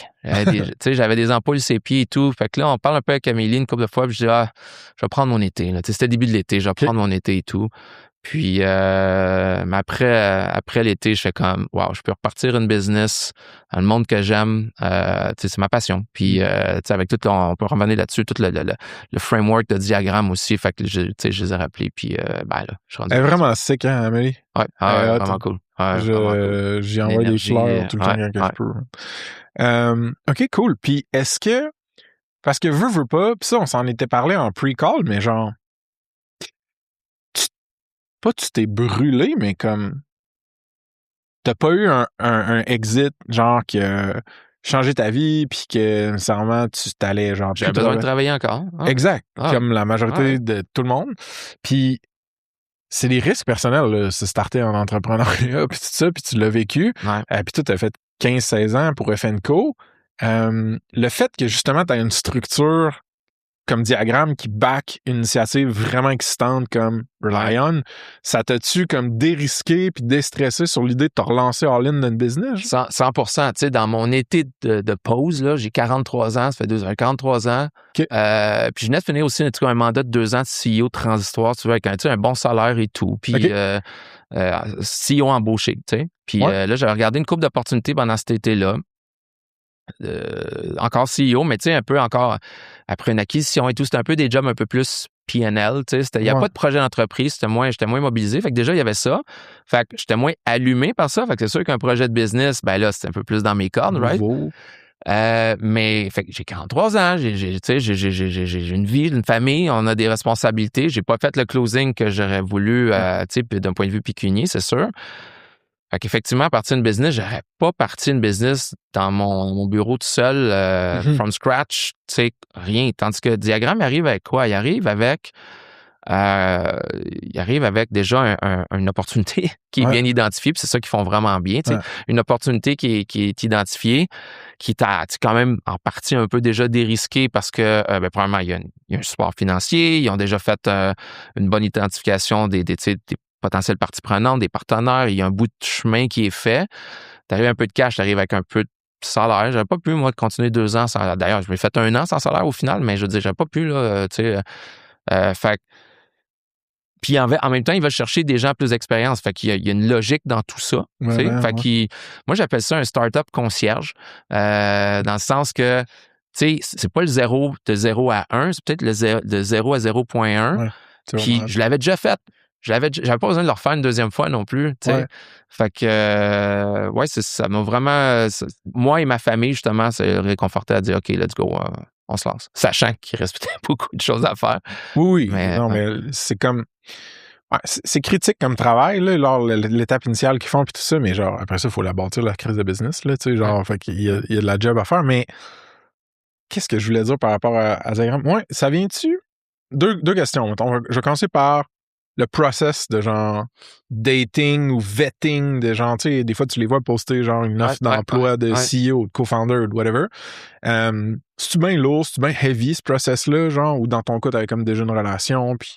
Ben, c'est-tu bien lourd, it's all right, tu sais, je veux dire, c'est quelque chose, parce que moi, ce que j'aime beaucoup de Diagramme, c'est, tu sais, François Lafortune, le CEO, il m'a dit, tu sais, t'as un gros projet un gros problème that people care about dans un marché qui est en expansion, puis t'as-tu la bonne équipe pour y arriver? C'est 3 affaires. On n'a même pas parlé de produits puis de solutions encore, tu sais. You gotta figure out. Mais ces 3 affaires-là, puis je pense que, tu sais, Diagramme, c'est vraiment là-dessus qu'il focus. Puis le team, c'est quasiment une boîte, je leur dis, c'est quasiment une boîte de HR aussi. Diagramme, il y a beaucoup d'efforts. C'est prétentieux de dire ça parce que j'ai passé à travers la moulinette, mais je pense qu'ils trouvent beaucoup d'efforts pour aller chercher le bon fit individuel, puis après ça, les 2 fondateurs ensemble. Puis c'est ça qu'il faut faire. Si tu mets pas beaucoup de gens à aller matcher les bonnes personnes ensemble, puis les bonnes personnes aux problèmes, ben, tu sais, tu as manqué une grosse partie de l'équation pour la business. Fait que, oui, c'est assez complet comme processus, mais ça se doit. Puis c'est réconfortant pour nous aussi parce que tu dis qu'ils le font pour les bonnes affaires. Ça te fait réfléchir aussi en cours de route. Non, je le ferais pas autrement. Puis tu me disais que le matchmaking avec ton co-founder, ça a été via Diagramme? Ouais, ça, c'était drôle. Tu sais, c'est ça. Fait que moi, j'ai été rejoint au début, tu sais, pour avoir juste mon 2 cents, puis là, c'est devenu un processus. Puis en parallèle, tu vois, lui, Jesse White, mon cofondateur, lui, il avait littéralement, tu disais l'annonce tantôt, quand il a vu l'annonce, il dit « That's me », puis il a appliqué. Okay. Puis de son côté, il a fait son processus. Mais j'ai pris mon temps à prendre ma décision un peu. Fait que là, lui, mettons que ça avançait un petit peu plus, puis moi, c'était un peu plus en arrière. Puis, ils attendent Diagramme que les 2 arrivent à une certaine maturité dans leur processus avant de... C'est tout le temps 2, genre? Oui, je pense que c'est le modèle. Toujours CEO, CTO. First State, c'est 2. Mehdi, sont-ils 2? En fait, je suis convaincu que c'est tout le temps 2. Puis, partir d'une business, là, à mes yeux, tu veux 2. 2. Ouais, 100%. Voilà. Fait que, pour des raisons évidentes. Puis nous, dans notre cas, ça a été... ça l'a ressenti comme ça. Et c'était un matchmaking, dans le sens que ils ont fait le processus, puis on dit, je pense que tu vas aimer Benoît, puis l'autre, je pense que tu vas aimer Jesse. Puis OK, ben, on est assez sûr, ben, rencontrez-vous. Fait qu'on s'est appelé le début, parce que lui habite à Ottawa, c'est juste appelé. C'est drôle. Là, on riait, on dit, ouais, ben, tu sais, c'est un matchmaking, tu sais. Puis, c'est drôle. Puis on a parlé un peu, c'était pas long, puis on était tous les 2 occupés, c'est complètement ridicule, c'est comme parler 30 minutes, mais tu sais, ça a connecté, puis on a dit, ben là, il faudrait peut-être qu'on aille prendre un café ensemble, tout, puis on l'a fait. Puis lui, il revenait d'un show d'heavy metal, en plus, il venait de venir à Montréal, puis c'était complètement n'importe quoi. Dans le contexte, n'importe quoi, la conversation était sérieuse, puis tu sais, j'en ai parlé, les 2, on a un track record, puis on a de l'expérience, puis une certaine maturité, fait que je pense qu'on était tout de suite aux questions fondamentales que des fois, il y a des fondateurs qui se prennent trop de temps avant d'adresser entre eux. Ouais, ou qu'ils le savent pas à 23 ans, même. Ben voilà. Fait que là, ça finit comment cette affaire-là? Puis on veut quoi? Puis c'est quoi tes go, no go? Puis vous étiez monstre aligné? Oui. Puis tu sais, il y a un peu un leap of faith aussi, là. Mais on a adressé les choses importantes. Puis on s'est donné, on s'est vraiment discipliné à le faire. On l'a entretenu, ça, au fil du temps. C'est vraiment hot, man. Ouais. C'est vraiment hot, puis je pense aussi que c'est... Parce que t'es comme un proxy de confiance qui est Diagramme, t'es comme, c'est une boîte sérieuse, ils savent comment sélectionner puis filtrer du monde, fait qu'ils ne matcheront pas avec n'importe qui. Puis là, t'as la composante d'amitié, mettons, ou de connaissance personnelle qui est zéro, là. Puis une barre. Tu commences business partner. Ouais. Tant mieux si tu deviens pas... C'est peut-être une bonne chose à d'autres égards, tu sais. Ouais. Tu t'assois pas sur le fait que tu penses que tu le connais. Parce c'est ça, je dis. Ouais. Non, je pense que c'est bon. Ouais. Je pense que c'est bon. C'est plus fret. Mais je pense que c'est vraiment bon d'un point de vue business. Je trouve ça vraiment sick, leur modèle. All right. Climate, ils ont différents fonds, right? Diagramme, Amé est beaucoup dans Climate Tech, Clean Tech, tous ces trucs-là. Puis toi, avec Relion, toi puis Jesse, j'allais dire Jimmy, Jesse, vous êtes la première business qui a pris de l'argent de ce fonds-là puis essayé de faire un moonshot avec ça. Le fait que vous êtes la première business dans un nouveau fonds, mettons, ou un plus récent fonds de Diagramme, c'est-tu un avantage, un désavantage, plus dur, plus facile? Comment tu vois ça? Avantage, c'est cool, premièrement, parce que j'aime beaucoup m'investir dans autant que je peux. Là, j'ai ma propre business, mais m'investir dans l'écosystème en général, l'entrepreneuriat et tout. Puis j'aime beaucoup contribuer autant que je peux. Ben, t'es ici aujourd'hui? Oui, puis tu sais, j'essaie de m'investir un peu ici des fois, tu sais, des petites conférences, des trucs, aider au HEC, tu sais, à la base, des affaires. C'est cool. Je peux. Ouais. Puis, fait que tu sais, de sentir que tu contribues à un nouveau modèle aussi, puis que j'ai découvert Venture Studio que je connaissais pas. Ouais. Puis tu sais, en Clean Tech, tu peux t'imaginer que j'ai le cœur pas mal proche de ça. Tu sais, un fonds que j'en ai-tu voulu des fonds Clean Tech dans ma carrière? Fait que tu sais, d'aider un peu à fine-tuner, pas moi direct, mais en donnant mon feedback sur comment ça a été l'onboarding process, contractuel, les termes, ça a-tu du bon sens? Fait que tu sais, je pense qu'il y a quelques petits kinks qui ont été ajustés après notre passage. Fait que ça, c'était cool de pouvoir y contribuer un peu indirectement. All right. Puis pour rapper sur Diagramme, mettons, le support, y a-tu une quantité ou une nature de support qui vient de Diagramme que le monde ne penserait pas nécessairement? Genre, il vous aide-tu en commercialisation ou vous aide-tu en HR, en recrutement, en marketing, en finance? Évidemment, il y a un peu de cash puis le réseau pour tout ça, mais où est-ce qu'il vous aide? Hein? Je l'ai déjà phrasé, ça allait pas comme ça, mais tu sais, day one, là, j'ai pu me concentrer sur la proposition de valeur. Puis sur le stratégique. Parce que il y avait une vraie étude. Puis c'est pas juste, ils vont pas juste acheter des livres, là, ils vont dans les shows, puis tout, ils posent des questions, ils rencontrent du monde. Fait que j'avais déjà écoute, il en restait beaucoup, mais j'avais un bon début de fait, tu sais, sur l'identification du problème, du potentiel et tout. Tout le setup de business était fait, là, tu sais, clé en main, là, le admin, légal, comptabilité, il y avait tout le tech stack qui était là installé.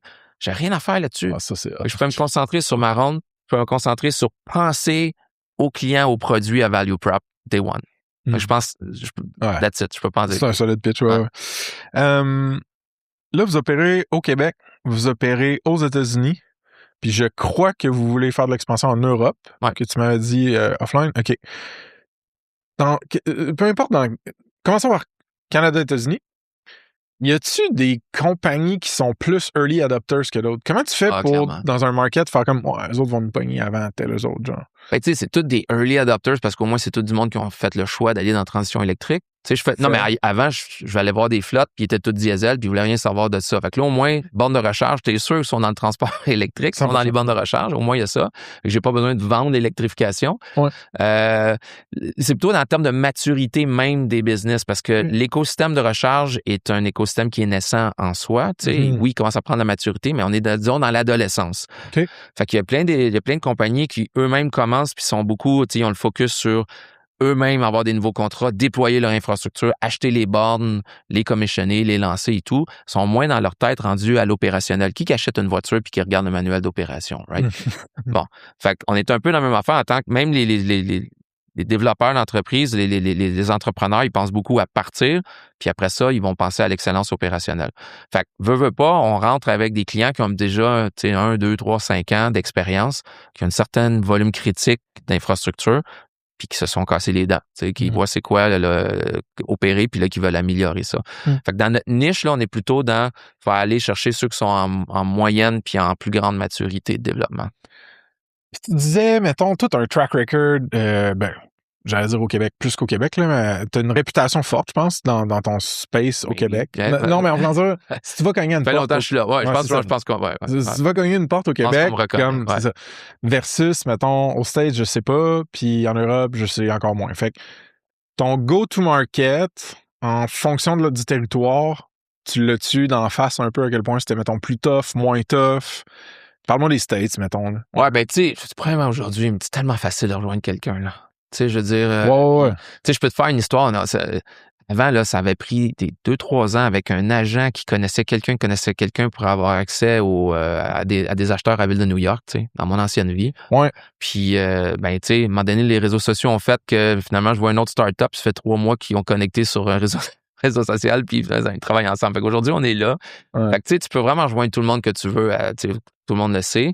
L'affaire qui est bizarre dans notre cas, c'est comme si notre marché, c'était une étoile, dans le sens que, tu sais, on travaille autant avec les gestionnaires de bus scolaires que les retail, mettons, des stations-service, que les Walmart de ce monde, que les gestionnaires de stationnement. C'est toutes des industries en soi, mais qui se recueillent, qui se retrouvent dans l'électrification. Fait que pour rejoindre ce monde-là, il faut que j'aille dans des forums d'électrification, des conférences d'électrification, et sinon, j'ai une quantité infinie de gens à qui chercher. Fait que je peux pas aller sur LinkedIn et mettre un profil vraiment facile, puis je vais avoir toute ma liste de gens à qui je peux rejoindre. Il y a vraiment un peu une recherche à savoir qui est actif dans l'électrification de leurs opérations. Fait que ça, c'est un peu un challenge. Mais sinon... Tu prends l'avion pas mal? Pas tant.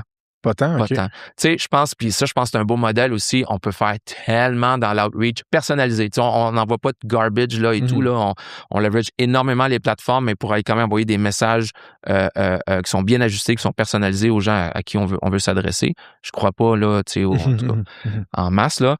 Fait qu'on fait un gros mélange de ça puis de rencontres en ligne. Puis c'est ça qui est le fun des conférences, c'est que tout le monde se rencontre là. Je pense que dans mon expérience, aujourd'hui, le monde se déplace quand ça compte, dans des événements, des roundtables et tout. Puis après ça, on se parle en ligne entre-temps.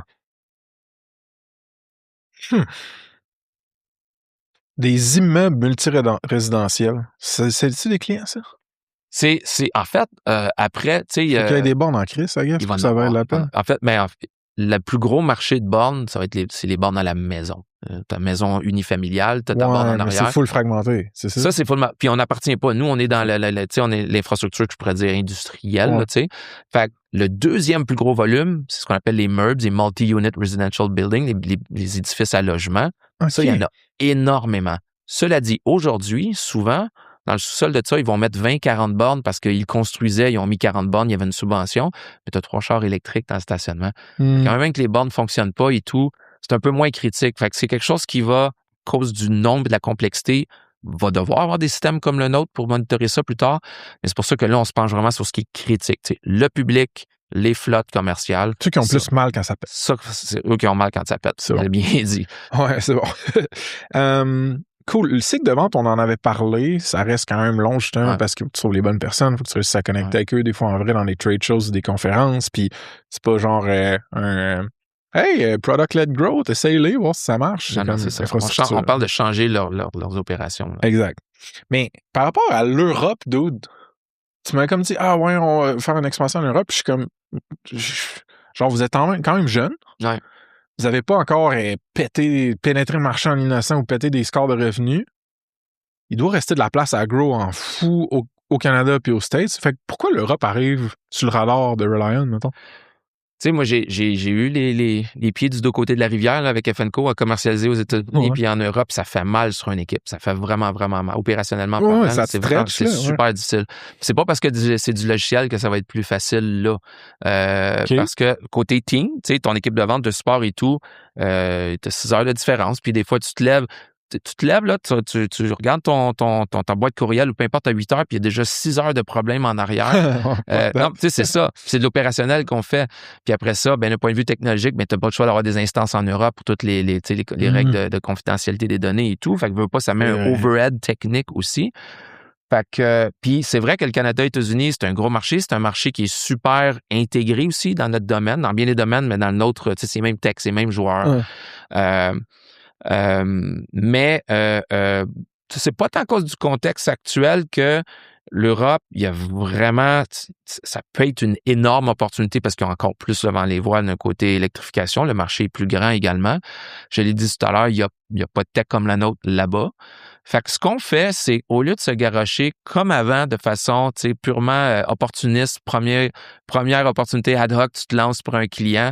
Ce qu'on est en train de faire, c'est qu'on fait une approche au marché, on présente, mais on dit on considère une approche au marché, mais on n'a pas encore le timing direct. Fait qu'on rencontre du monde plus en discovery call, aller voir. Parce qu'on a assez d'indices qu'on aurait de la pertinence. Fait que là, on veut accumuler des évidences, accumuler des prospects, Puis, tu sais, ceux qui sont vraiment motivés à nous adopter, ça ne dérangera pas que ce soit dans 6 ou 9 mois ou dans 12, whatever, tu sais. Puis quand on aura un threshold qui vaut la peine, on dirait, OK, là, on fait le move, puis on l'ingénie. T'sais, on va ingénier notre passage en Europe, pas juste se garrocher puis souffrir après. Ouais. Tu as parlé du contexte actuel, tu voulais parler de le contexte géopolitique. Ouais. Avec toute la friction et le brouhaha qui s'est passé, ça t'as-tu quand même traversé par l'esprit à toi, ton board, ton co-founder, whatever, de genre, ce serait pas pire d'avoir peut-être une redondance ou pas une dépendance exclusive au market nord-américain? Ça rentre. Puis, tu sais, aussi en tant que CEO, il faut que j'ai une réponse à ça. Ouais, tu sais, je peux pas dire, Canada, États-Unis, ça va bien. Non, regarde, j'ai fait mes devoirs, on était en Europe, on a regardé, premièrement, tu sais, idéalement, j'ai une bonne traction déjà ici, mais en plus, on a fait nos devoirs, on a investi du temps puis de l'argent. Voici le statut en Europe, puis on sautera l'autre bord quand on sera prêt.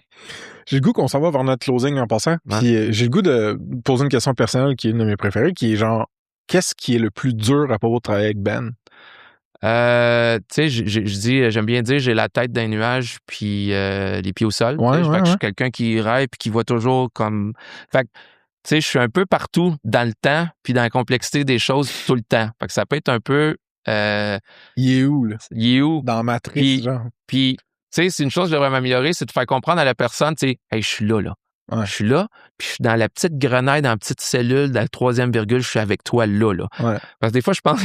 ou des fois, je sors une histoire de dans 6 mois, puis dans 12 mois, c'est pas le temps parce que la personne est dans Grenade, dans 8e virgule. Tu sais, un peu d'empathie, c'est pas le temps. Fait ça peut être un petit peu tannant des fois pour ça. Ouais. Tu penses-tu que ton co-founder répondrait quelque chose de similaire? Je pense que oui. Puis je pense qu'on commence à avoir assez de signaux pour dire, OK, je vais arriver là, je vais arriver à ici maintenant. Quand ça va moins bien, ouais. Dans business, ouais. À qui tu parles, puis d'où tu vas chercher de l'aide pour des décisions tough? Parce que tu as dit dans business, je vais commencer ma réponse avec ça, à Jesse, mon cofondateur, tu sais, puis dans toutes les affaires, puis même entre nous deux, comme je disais, on disait que nos femmes seraient jalouses parce qu'on a même un code de conduite, comment qu'on réagit ensemble quand on n'aime pas quelque chose qu'on s'est dit. C'est tellement pas le temps de se parler. On a littéralement un protocole ensemble, puis on ne suit pas le protocole, je veux dire, juste le fait de l'avoir écrit, tu sais. Fait que, première affaire, c'est d'en parler à ton cofondateur, tu sais. Puis là, après ça, je sors. Tu sais, au board, tu sais, notre chairman qui est super proche, puis après ça, ben j'ai des gens qui, tu sais, que je me suis rapproché aussi, qui m'aident de façon informelle ou formelle. Des peers un peu comme ou? Tu sais, j'ai un consultant quand on est devenus des amis. Tu sais, fait qu'il m'aide, il m'a aidé dans d'autres projets avant, il continue à m'aider. Fait qu'on a cette relation-là. Puis de façon informelle, un peu des gens avec qui j'ai eu des relations professionnelles avant, tu sais, qui connaissent ma vie, mon contexte. Puis on est des bonnes acquaintances, peut-être pas des amis, mais puis ma femme, tu sais, je veux dire, c'est mon autre partner in life, puis tu sais, elle est avec moi là-dedans, malheureusement. Fait que, puis tu sais, un peu du monde autour, là, mais puis je le fais pas assez. Je le fais pas assez, mais pour l'instant, je ressens moins le besoin, pour l'instant, je dis pour l'instant parce que je suis sûr qu'il y a toujours des tuiles qui arrivent, right? Mais tu sais... Des tuiles, ça vient d'où cette expression-là? Je le sais pas. C'est genre, le toit est en tuile, puis il y en a une qui débarque. Puis je le sais pas, mais tu sais... J'aime ça, man. C'est sûr que tu vas avoir la chaîne débarque des fois. Fait que, tu sais, là, je suis beaucoup mieux de ce que j'étais avant, mais faut que tu t'entoures tout le temps. Faut que tu t'entoures de monde. Tu consultes-tu? Non. Non? T'as-tu déjà consulté par le passé? Non, faudrait peut-être, honnêtement. Mais j'ai énormément investi de temps sur moi. Ce que je me suis donné, c'est le recul que je me donnais pas avant, par contre. Ça, je m'en donne beaucoup. Comment tu te le donnes, ce recul-là? Il vient où? Ben, premièrement, ça prend un ingrédient important, c'est du temps, right? Ouais. Prendre soin, tu sais, là, c'est non négociable, ma santé physique et mentale, tu sais, donc être en forme et tout. Tu sais, lire, aller ailleurs et tout. Puis, Cool. Ouais. Tu fais-tu du sport un peu? Beaucoup. Ouais? Qu'est-ce que tu fais? Hockey, ski, les 2 skis, vélo, karaté en famille, les 4. Quel type de karaté? Shotokan. Ah ouais? Nice. C'est en famille, c'est vraiment cute. Je suis en ceinture noire de karaté, mais Kenpo. Ah oui? Ouais, bon, j'étais petit cul, là. J'avais 13 ans, le monde rit de moi quand je leur dis. Tu me torcheras encore. Je suis pas sûr, man. Fait qu'on fait ça, écoute, de l'entraînement en général, jogging, plein d'affaires. C'est hot. Je trouve que d'autres, ça bouge tellement vite notre industrie puis notre space que si tu veux être capable de tanker puis d'endurer puis d'être agile, faut que tu sois en forme, man. Alors, c'est juste comme... Tu sais, juste là, avant les fêtes, là, j'étais comme un cerf devant des high beams, là. Tu sais, j'étais... Je pensais à trop d'affaires en même temps, je voulais tout régler, puis ça avançait pas, mon affaire. Le temps de réflexion était bon, mais le throughput était nul. Je suis revenu mes vacances de Noël, clarté, mon vieux, tu sais, puis là, j'ai dit, OK, on va faire ça comme ça, puis tu sais... Des fois, c'est juste simple. C'est simple. T'as cogné plus la tête sur le mur, c'est de reculer. Une petite bonus pour finir, mais genre, y a-tu un outil SaaS ou du software qui t'aide vraiment, qui te fait triper, qui te sauve du cash ou du temps que tu veux faire un shout-out? Tu sais, on est beaucoup SaaS, là, on a un tech, un tech stack qui est vraiment cool. On passe beaucoup d'argent sur le SaaS. Tu sais, je peux pas parler, je vais parler pour moi. Tu sais, go-to-market et tout, là, on utilise HubSpot, on utilise plein de plugins d'enrichment et tout. Fait que, tu sais, c'est tellement vite notre message, notre outreach, c'est tellement hot à voir. On enregistre tous nos appels. Je passe énormément de temps à écouter nos appels, les fine-tuner. Fait que c'est la base, tu me diras, mais juste leverager tout ça. Puis on n'a aucun de nos outils super fancy, là. Mais on les utilise à fond pour faire la base. C'est HubSpot qui enregistre les calls aussi? Non, ben on a TLDV. C'est pas le meilleur. C'est pas clé, c'est pas Gong, whatever, mais ça marche bien. Ben, on l'utilise. Tu sais, whatever, moi, tu sais, je travaille souvent avec des hipsters de toujours avoir les meilleurs outils. Moi, mais si tu n'utilises pas, ça sert à rien. Whatever ce que tu utilises, utilise-le à fond. C'est ce qu'on fait. Fait que je trouve qu'on est tellement quick puis agile dans l'équipe à juste leverager ce qu'on a. Là, c'est Mon ostéo m'a déjà dit ça. Il m'a dit le meilleur plan, c'est celui que tu suis pour de vrai. Ouais, non, c'est bien dit. Ben, y a-tu des shameless plugs? N'importe quoi que tu veux promouvoir, embauchez-vous, peu importe, man, le plancher tatouage. Tu sais, j'aime rien là. Je vais préparer le terrain. Non, je vais préparer le terrain. Tu sais, si c'était difficile, si c'était facile, c'est-à-dire tout le monde le ferait. C'est un gros projet qui est difficile, qui est meaningful. Tu sais, it means something. On va électrifier le transport. Ça fait triper les gens. Puis, d'un point de vue intellectuel, c'est vraiment dur ce qu'on fait. Puis là, on est bien staffé, mais c'est sûr qu'on va vouloir aller, on va vouloir engager d'autres mondes au cours de l'année. Fait que stay tuned, tu sais, si on peut vous suivre sur LinkedIn. On est vraiment, peut-être trop, mais on est là sur LinkedIn. En tout cas, on est vraiment là. Tu sais, c'est du B2B, donc on est très LinkedIn. Reach out aussi, tu sais, si vous pensez que Reliant, c'est la place que vous voulez travailler, bien, textez-moi, appelez-moi, puis j'aime ça. J'aime bien aussi partir des fois les embauches avec une relation, puis tu sais, quand le fit est là, il est là. Fait qu'on peut te pigner Benoît Lacroix sur LinkedIn, c'est correct? Benoît Lacroix sur LinkedIn, anytime. Hey, c'était un honneur, man. Je te souhaite du bon vent, mon gars. C'est hâte ce que tu builds. Merci. Cheers. Salut. All right, folks. Avec Ça se passe, on a une infolette de feu hebdomadaire qui est très moitié fun, moitié fond à notre sauce. Il y a des hot takes, des expérimentations que je fais, des histoires vraies de SaaS, vraiment pour t'aider à prendre les meilleures décisions, que ce soit par rapport à ta compagnie ou ta carrière. C'est une place où je peux être 100% moi-même. Ça fait du bien, j'adore ça écrire. Fait que d'avoir ce outlet-là, c'est complètement motivant pour moi. Il y a plus qu'il y a 850 SaaS folks puis curieux qui nous suivent. Ça augmente chaque semaine. J'aimerais ça que vous en fassiez partie, puis qu'on se rende à 1000, puis qu'on se rende à encore plus que ça. Ben franchement, ça me craint au bout d'avoir des nouveaux abonnés qui se joignent sur l'infolette. Ça me craint à continuer d'écrire, à continuer de faire de la recherche, de me poser des questions, d'analyser ma conversation avec cette fondatrice-là ou ce fondateur-là. Ça pourrait être transformé en un éditorial que moi, j'amène dans l'infolette. Fait que si vous voulez aussi, vous pouvez joindre les SaaS Pals. On a un petit forfait payant là, qui permet de nous supporter directement comme individu ou comme compagnie. On a déjà plus que 22 personnes qui nous supportent comme ça. C'est insane. J'en reviens pas. Puis eux, ils font ça en échange contre des extra goodies, right? Fait que pense à, mettons, des updates extra que je fais avec personne d'autre qu'avec eux, des previews de la roadmap du podcast, des rabais sur les événements puis d'autres trucs. Fait que vous pouvez aller sur saspace.com. Il y a un pop-up il y a un pop-up qui va vous apparaître d'en face en théorie. Puis sinon, il y a, dans le footer, vous pouvez vous inscrire. Sinon, vous googlez Ça se passe puis Beehive, c'est l'outil qu'on utilise pour l'infolettre. Ça me craint vraiment de voir ça grandir, puis ça me tient à cœur. Fait que check it out. Puis si vous avez du feedback constructif aussi, vous pouvez me le shooter. All right, folks. Un petit shout-out à Finalta Capital, partenaire certifié Ça se passe. Tes crédits d'impôt, c'est du beau cash, mais attendre le remboursement pendant des mois, ça te ralentit big time. Finalta, c'est du financement non dilutif qui te permet de transformer tes crédits d'impôt en liquidité tout de suite, avec des décaissements qui peuvent arriver avant même que tes dépenses soient faites. C'est particulièrement pertinent si tu as au-dessus ou environ 250 000 en crédit annuel, puis que tu veux prolonger ton renoué sans te diluer ou juste soutenir ta croissance. Plusieurs SaaS du Québec font déjà affaire avec Finalta. Check them out sur saspace.com/partenaire avec un S. OK? De retour au pod. ça se passe, c'est une business d'amour, une business indépendante. Il y a un paquet de choses que vous pouvez faire pour nous supporter dans notre croissance, pour qu'on puisse continuer de créer du contenu de feu, d'organiser des beaux events, puis de mousser, puis de tirer par le haut cette communauté tech-là qu'on a au Québec. First, si vous n'avez pas ajouté votre SaaS sur notre plateforme, allez sur saaspass.com, il y a un gros bouton mauve pour faire juste ça. Vous pouvez check out le job board si vous avez une offre d'emploi quelconque, c'est gratuit, un outil super cool pour toute notre audience puis notre réseau. Si vous ne nous suivez pas déjà par rapport au pod sur Spotify, Apple Podcasts, allez faire ça s'il vous plaît. Puis vous pouvez aussi nous laisser un review, ça nous aide vraiment beaucoup. Vous pouvez nous suivre sur YouTube, qu'on investit de plus en plus là-dedans. On met des shorts sur le plus de contenu possible, que ce soit organique ou avec des partners. Fait que check this out. Si vous voulez venir aux événements puis pas manquer de billets, parce qu'on est souvent sold out, vous devriez nous suivre sur Eventbrite. Fait que vous allez sur Eventbrite, vous écrivez ça se passe, vous pouvez vous abonner puis avoir des notifications. On fait ça roughly à peu près chaque mois-ish. Puis last but not least, suivez-nous sur LinkedIn puis Instagram. On met du beau contenu, du contenu souvent drôle. Fait que je pense que ça vaut la peine. Je veux finir cette outro custom-là un petit peu en remerciant les partners certifiés de Ça se passe.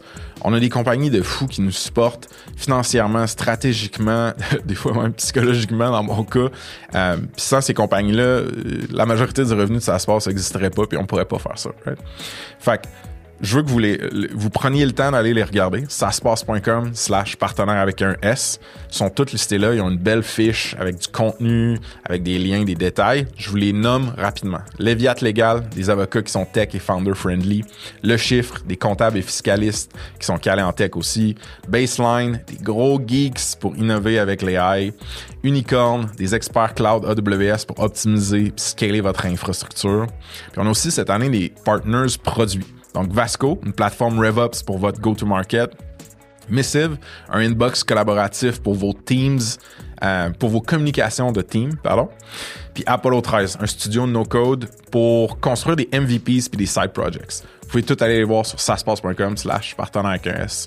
Puis moi, du fond du cœur, je vous dis juste merci de nous suivre et de nous supporter. C'est insane comme aventure, ce qu'on a lancé là. Puis je suis bien privilégié de pouvoir faire ça. Cheers!